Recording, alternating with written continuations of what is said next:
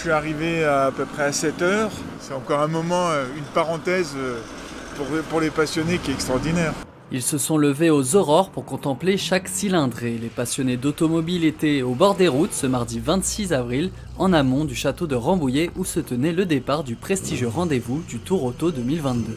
D'habitude, ça passe pas par ce département.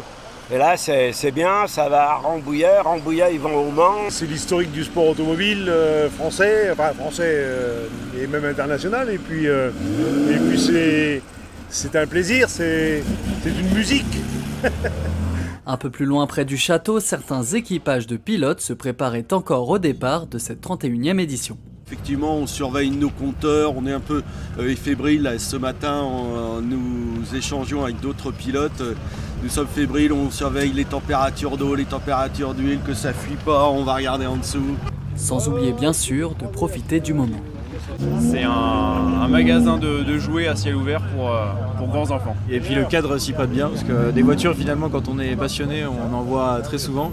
Mais le lieu rajoute un petit peu de magie à tout ça. En tout, plus de 250 voitures de collection se suivront lors d'un périple qui durera 5 jours. Première étape, on finit à La Baule, donc sur le bord de mer.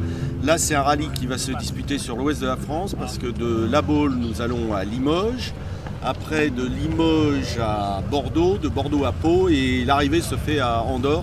Donc on attend tous avec impatience l'arrivée, parce que je pense que la montée là d'Andorre avec nos bolides, ça va être fabuleux.